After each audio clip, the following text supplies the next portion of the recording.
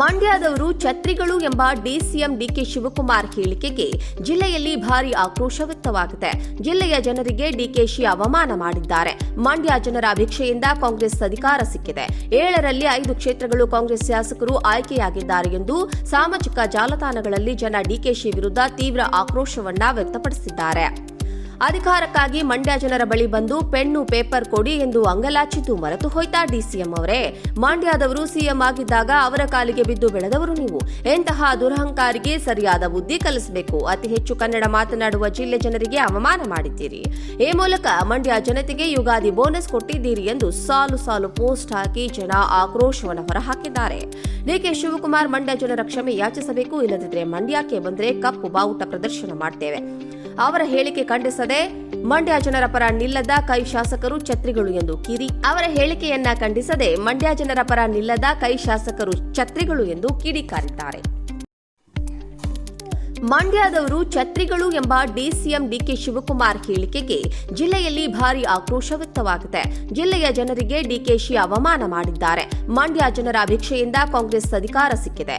7ರಲ್ಲಿ 5 ಕ್ಷೇತ್ರಗಳು ಕಾಂಗ್ರೆಸ್ ಶಾಸಕರು ಆಯ್ಕೆಯಾಗಿದ್ದಾರೆ ಎಂದು ಸಾಮಾಜಿಕ ಜಾಲತಾಣಗಳಲ್ಲಿ ಜನ ಡಿಕೆಶಿ ವಿರುದ್ಧ ತೀವ್ರ ಆಕ್ರೋಶವನ್ನ ವ್ಯಕ್ತಪಡಿಸಿದ್ದಾರೆ.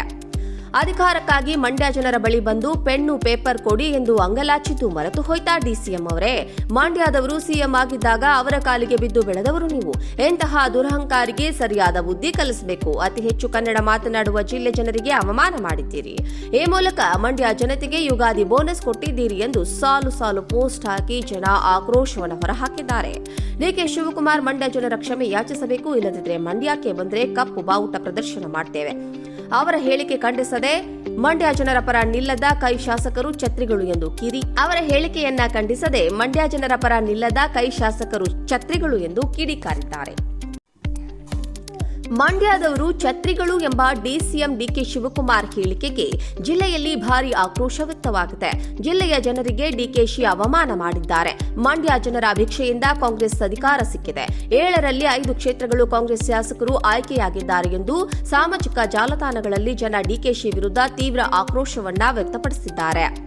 ಅಧಿಕಾರಕ್ಕಾಗಿ ಮಂಡ್ಯ ಜನರ ಬಳಿ ಬಂದು ಪೆನ್ನು ಪೇಪರ್ ಕೊಡಿ ಎಂದು ಅಂಗಲಾಚಿದ್ದು ಮರೆತು ಹೋಯ್ತಾ ಡಿಸಿಎಂ ಅವರೇ? ಮಂಡ್ಯದವರು ಸಿಎಂ ಆಗಿದ್ದಾಗ ಅವರ ಕಾಲಿಗೆ ಬಿದ್ದು ಬೆಳೆದವರು ನೀವು. ಎಂತಹ ದುರಹಂಕಾರಿಗೆ ಸರಿಯಾದ ಬುದ್ಧಿ ಕಲಿಸಬೇಕು. ಅತಿ ಹೆಚ್ಚು ಕನ್ನಡ ಮಾತನಾಡುವ ಜಿಲ್ಲೆ ಜನರಿಗೆ ಅವಮಾನ ಮಾಡಿದ್ದೀರಿ. ಈ ಮೂಲಕ ಮಂಡ್ಯ ಜನತೆಗೆ ಯುಗಾದಿ ಬೋನಸ್ ಕೊಟ್ಟಿದ್ದೀರಿ ಎಂದು ಸಾಲು ಸಾಲು ಪೋಸ್ಟ್ ಹಾಕಿ ಜನ ಆಕ್ರೋಶವನ್ನು ಹೊರಹಾಕಿದ್ದಾರೆ. ಡಿಕೆ ಶಿವಕುಮಾರ್ ಮಂಡ್ಯ ಜನರ ಕ್ಷಮೆ ಯಾಚಿಸಬೇಕು, ಇಲ್ಲದಿದ್ದರೆ ಮಂಡ್ಯಕ್ಕೆ ಬಂದರೆ ಕಪ್ಪು ಬಾವುಟ ಪ್ರದರ್ಶನ ಮಾಡ್ತೇವೆ.